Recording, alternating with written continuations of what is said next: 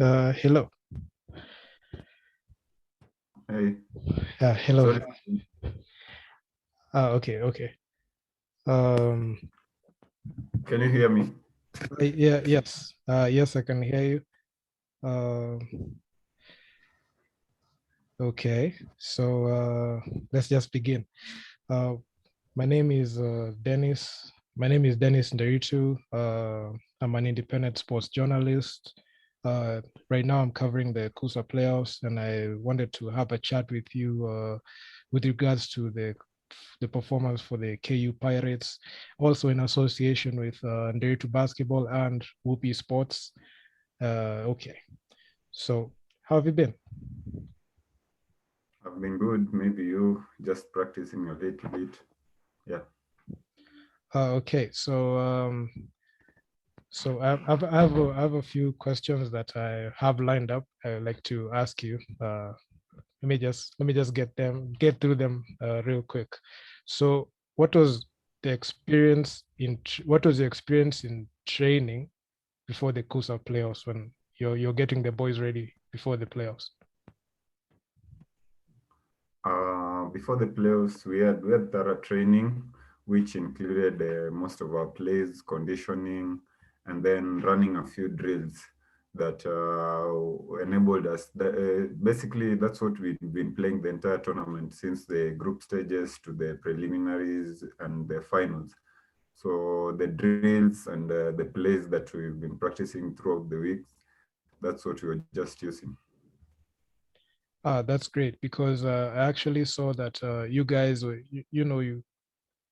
practically like ran through the whole tournament. You were undefeated. You capped off your win with the championship. How was the feeling when you had the final bell? When you had the final like whistle, like end of the game in the fourth quarter? What was going through your mind at that time when you knowing that you're gonna win the championship? Basically, let's say just the feeling came in the middle of the fourth quarter when we capped off the win by extending the lead. The winning was, I can say, based on what the captain told you, the spirit that we have, the Nyanda mentality, that spirit that keeps driving us, that's what we've been driving towards.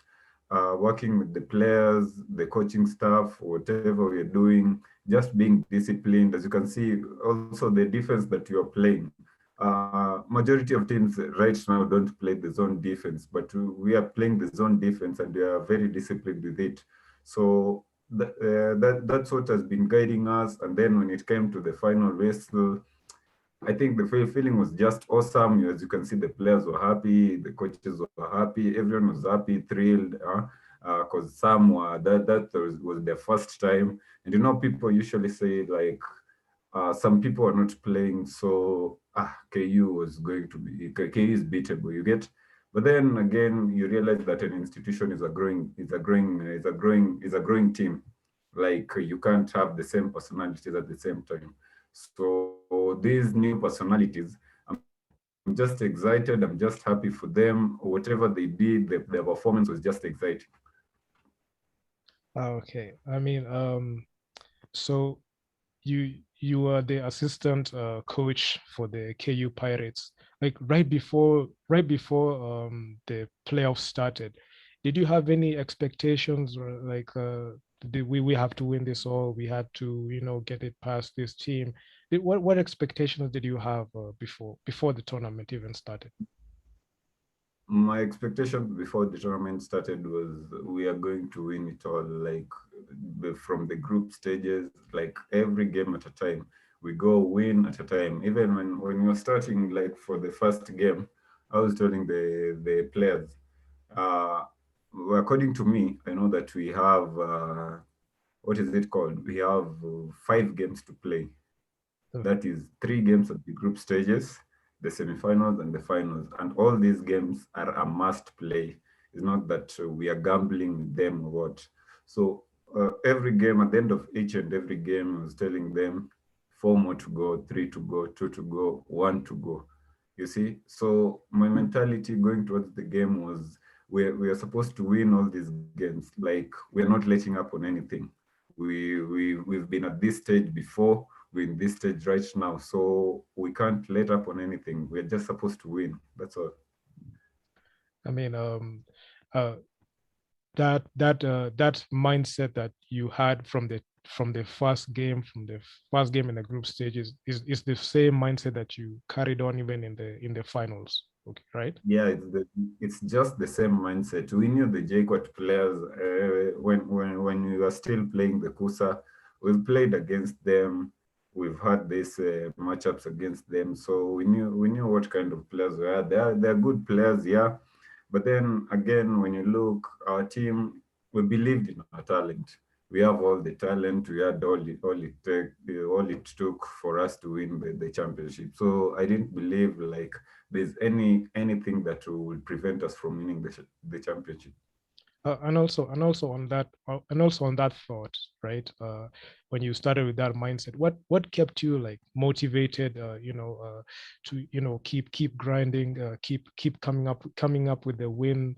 Like what was that motivating factor that you know? No, the motivating factor was the fact that our players are just disciplined. They follow instructions, they do what they're told to do, and then even when you look keenly at the plays or even the game set that we had, uh, on our defense, there was that discipline that maintained throughout the tournament on the defensive ends, where you found that like we gave the opponents a very difficult time scoring. And then on the offense, again, we were just running on plays, no individual plays or whatsoever. So you just run the plays, the players, despite being young, at this age, not experienced and whatnot, but the player's willingness to listen to you and to follow your instructions is what kept pushing me. You get so Okay. when you have disciplined players there that you can work with, that when you tell them you do this, that's what they do. Not that you tell them you do this, they get to the game and do the other thing. No, that's not what we had. We just had disciplined players who were disciplined both on the court, both off the court, during timeouts, during breaks. Yeah, so they could just listen to instruction, take in instructions. I mean that's very great. Then on to the next question I really want to ask.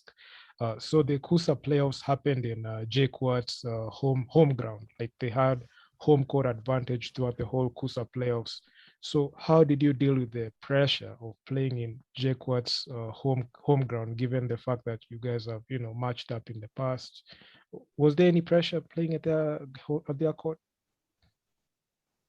Actually, it's interesting because we had this talk before the previous day because we were at JQuat the previous day with the team. The games which were played and up to overnight, and then you could see the type of fans, how thrilling it was, the experience and whatnot. So I had a conversation with some of the players, and then their motivation was just that we need to silence this crowd. You know, the JCOT being at home, we just need to silence this crowd. And the only way we can silence this crowd is by blocking on our ears, blocking all the distractions and everything, just being locked in the game, focused on the game, and doing what we came to do. And what we came to do is just winning the championship. So sometimes you can say that tuning out the crowd is a good strategy, but sometimes when you go to another home teams home turf, it's sometimes it can be very challenging. So like that tuning out really worked because in the finals you met with Jquat, and they were pretty loud. They before the game in the build up they were pretty loud, but you came out with the win, which was very surreal at that point. So, I mean, I actually was like, okay, seeing you guys playing in the playoffs, going through the teams, and you met Jaquad in the finals.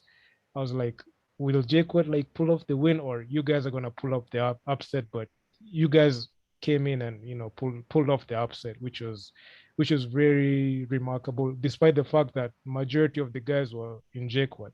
I mean, it, that was great. That was great. And also, Yeah, you see, yeah, there's always one thing about a crowd. that is evident in all sports. A crowd would only cheer when you play well, you get. Okay. And Okay. the only way to block distractions, to block the noise, is by outscoring your opponents. You get. So if you start scoring, and then as you can see, I've talked about discipline. Our defensive end, we had that disciplined that we kept making stops against Jaquat. So when there's this discipline, and then when there are stops, there's nothing for the crowd to cheer. It's unlike football where you only cheer for one goal or whatnot. In basketball, you cheer for every single basket, and people score up to 100 points or whatnot. So Okay. if you make stops, you're silencing the crowd. And if you silence the crowd, you now gain authority. You now have the control of the game. And that's what basically we just did. First and foremost, we just had to focus on the defensive end. And this defensive end was just stopping Jaquat from scoring. Because if they kept scoring, their crowd would have gotten much the noise would have been louder.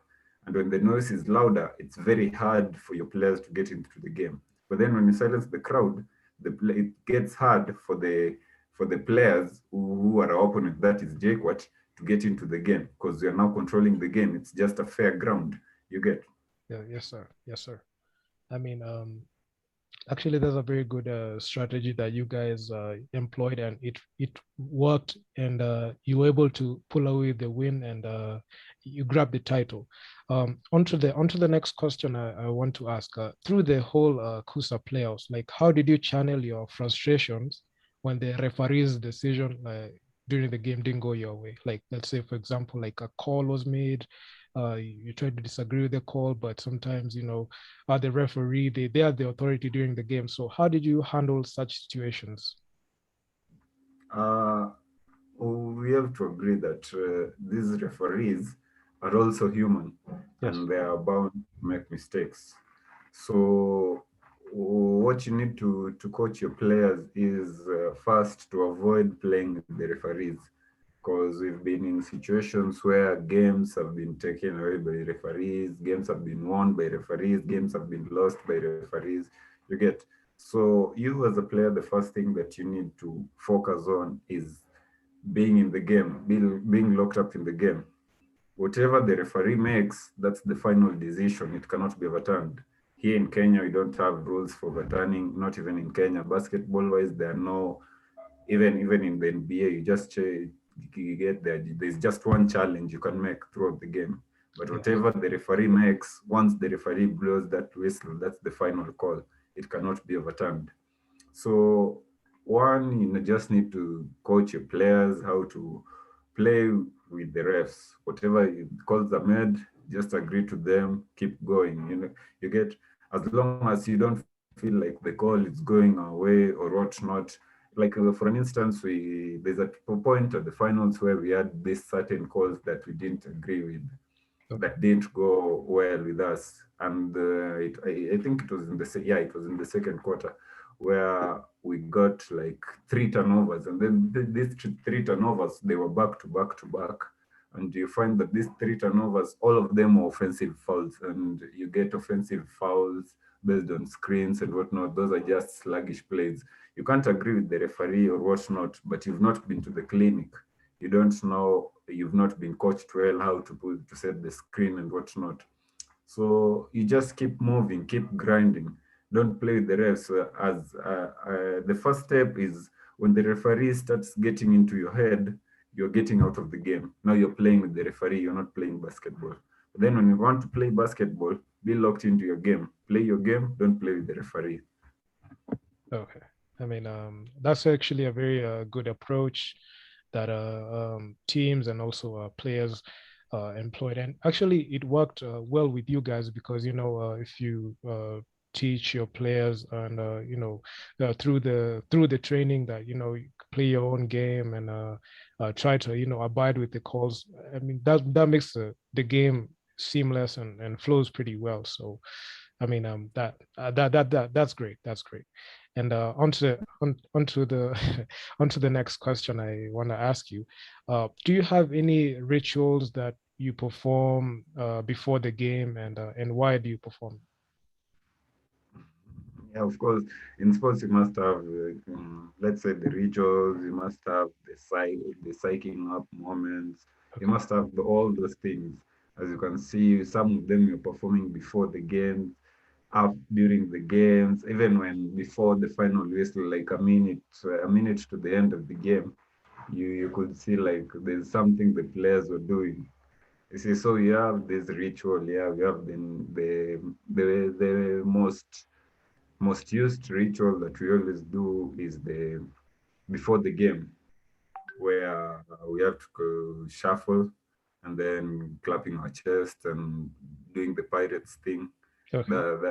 That's what we found from the outgoing team, the teams that found the teams before the other.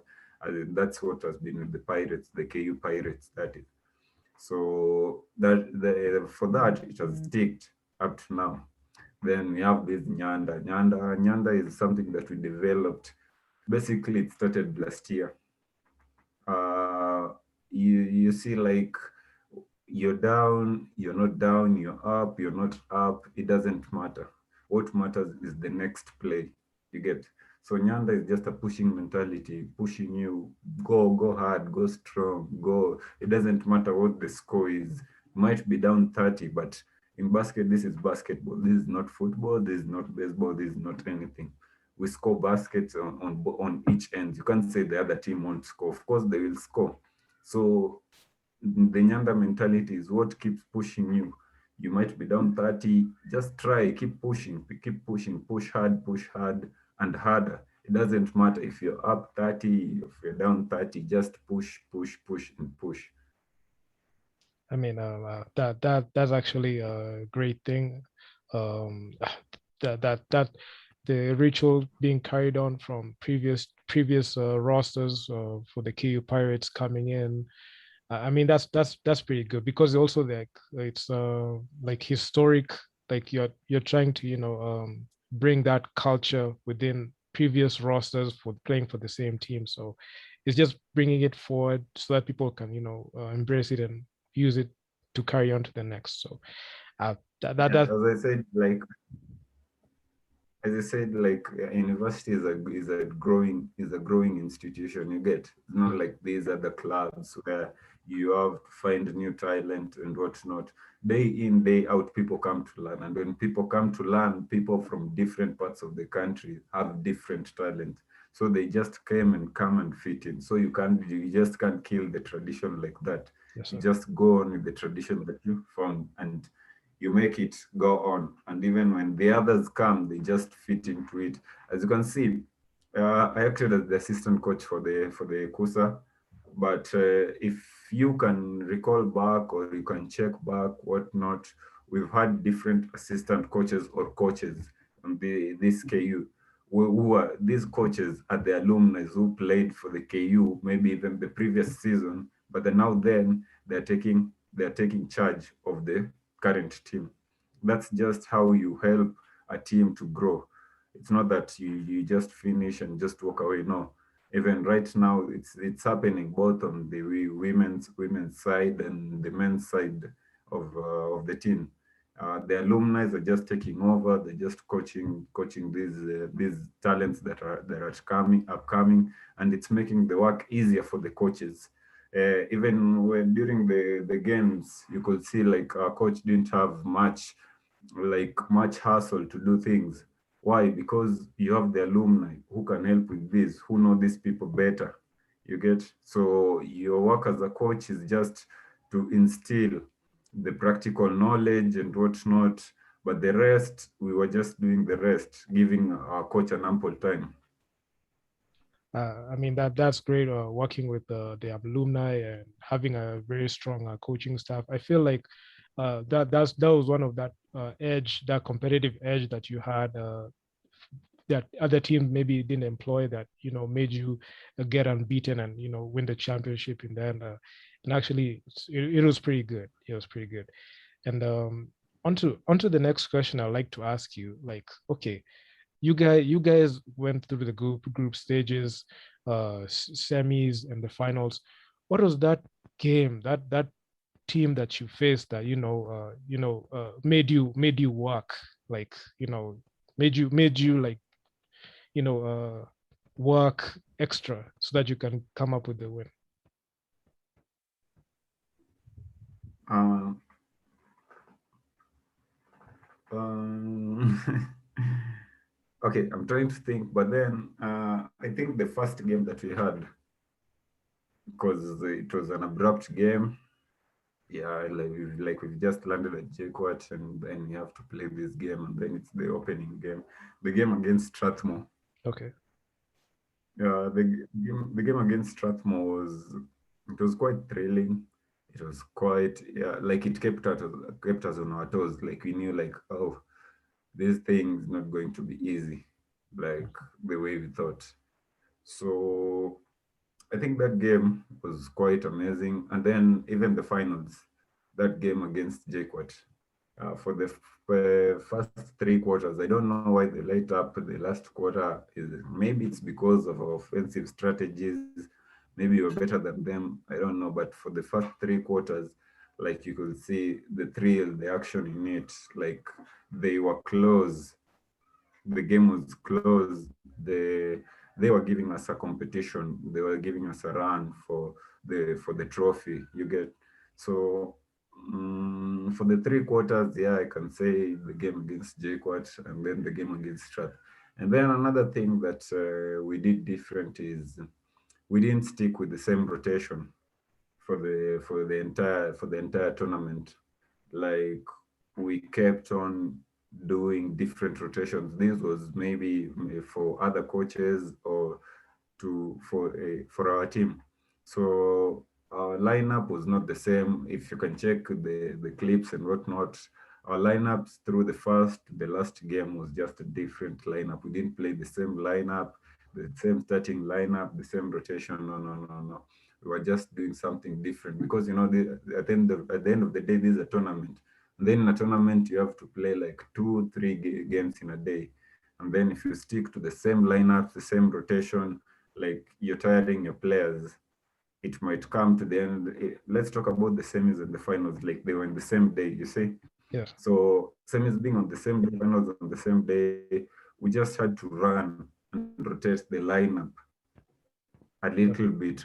Why? With the focus being on the end goal, and the end goal was the finals, and the finals was achieving the trophy. So trying a different rotation, using a different rotation, just making sure that our players, those we consider our best of players, don't get worn out. You get. Yes. Maybe that's what might have affected JKUAT towards the end of the fourth quarter. Maybe the players were worn out. You get, because of maybe the rotation or whatnot. I don't know how their rotation was, but maybe that's why they would let the game go during the fourth quarter. But earlier that day, I remember I catch the game between JKUAT and Strathmore. It was a grueling Yeah, it was a grueling matchup between two guys who were hungry to win, but JKUAT came out with the win. Um, yeah, so I feel like them. I don't. I actually I feel like they didn't pay attention to their rotations pretty well the way you did, because I see you guys were you're spreading the minutes across like every player on the roster, and you had a deep bench. So I feel like you guys, yeah, your strategy coming in, you were designed to win. So that's full credit to you and the coaching staff, because I feel like you guys did a good job, and you handled your business pretty well.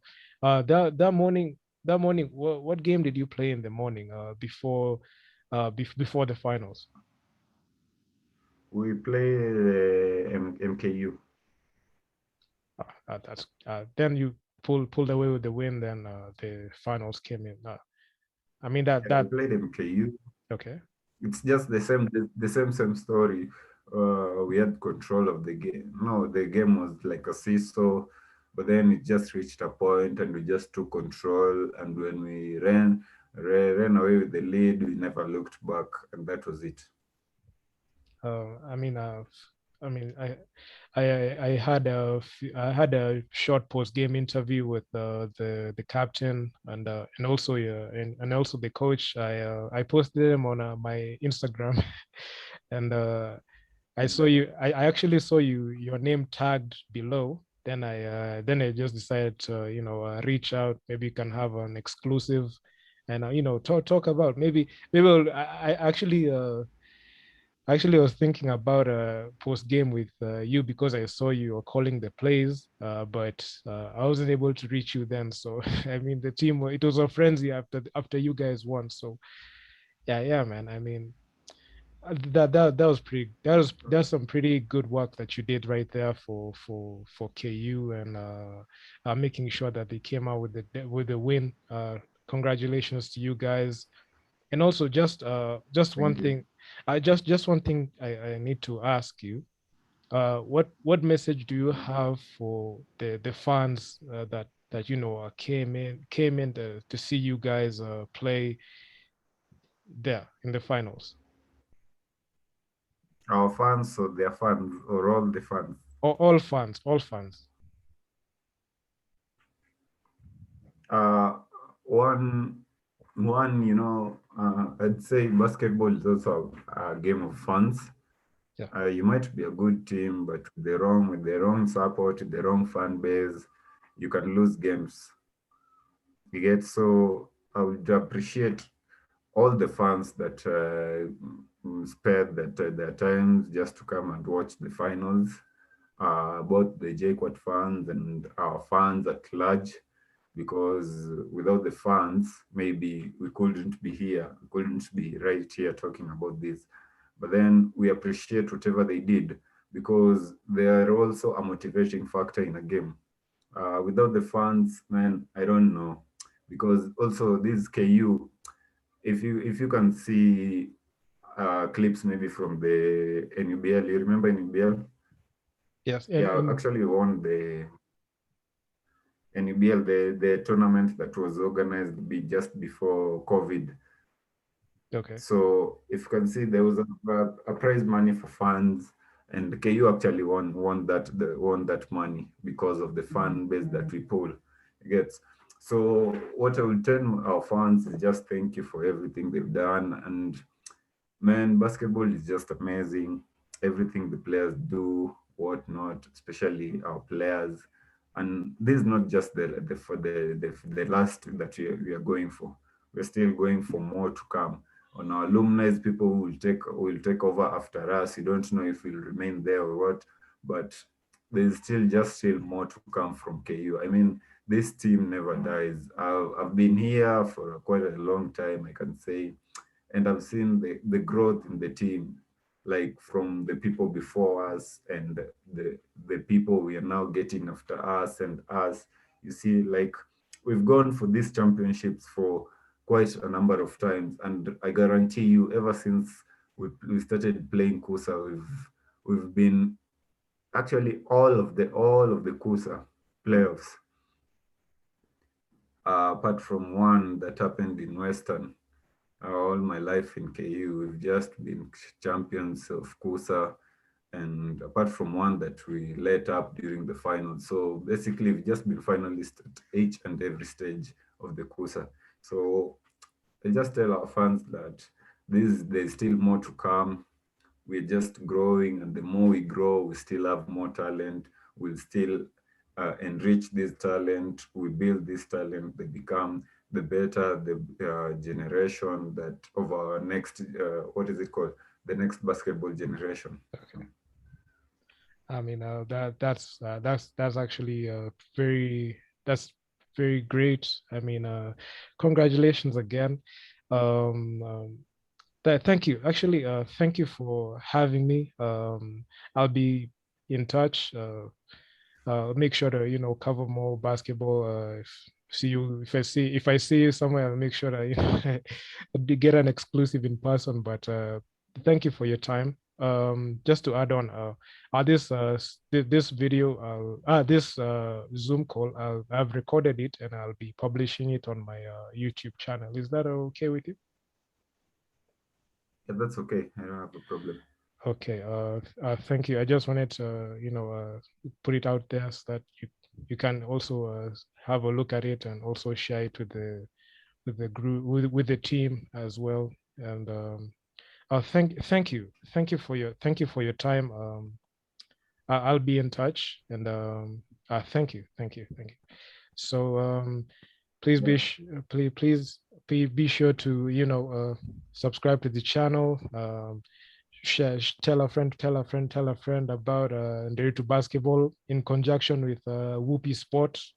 We are two networks that you're here for the fans to make sure that they get all the information about Kusa and anything Kenyan basketball, especially in Nairobi, everywhere. So we're here, and thank you for having me. Okay, I also appreciate you're doing such a great job. I like what you're doing. This is rare to find someone who's dedicated his time for this, knowing that maybe they're not, what can you call it? Uh, our current situation right now, the financial benefits. So you get someone who's dedicating his time to do this and what. It's just amazing whatever you're doing. I've watched your clips. I've been to your channel. I just like whatever you're doing, and I'd urge you to keep it up because this is what we need in basketball. You see, this is what you Yeah. need. Like people get to know what's happening in basketball. Maybe through this, it's what will be a wake up call to maybe even the league and whatnot. Like we seriously should be taking basketball this serious. You get Yeah. so you can add people can be watching what's let me ask first, are you just doing a cover for Kusa only, or you're also interested for the league at large? Not only Kusa, I'm also covering the NBA, the Nairobi Basketball League. Actually, they have their games in the weekends. They're at Strathmore, so I'll be there tomorrow and the day after. I have a team actually. I have a team for Whoopi. So there's Nderitu basketball and there's Whoopi Sport. So it's a joint effort between me and other two guys that I met recently. So we were just working in cahoots together to be able to get some highlights and also make some mixtapes for players and also keep in touch with the players and make sure to get their name out there so that they can be know to get them known out there. So that's what I'm here to do. Yeah, that's an amazing job because you see, like, that's what we need, like the vision that basketball should have, the vision that we should create, starting with us as the youth. Like, we should create a basketball being a conducive environment, being a free environment, people being seen, and through the social media, like, people get to know each other, people get to know this person, what is he doing, what is he good at, all those things related to basketball.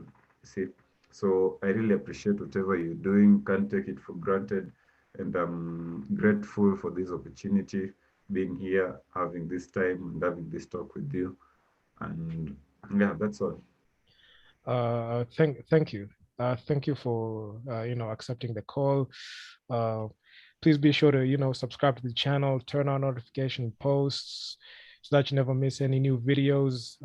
This is Nderitu Basketball in conjunction with Whoopi Sport. We are here with the KU Pirates assistant coach Elias Guya. Thank you for the show. Thank you for your time. Thank you for your time. I'm ending Okay, the call. I'm ending the call now. Okay. no problem. Thank you. Thank you.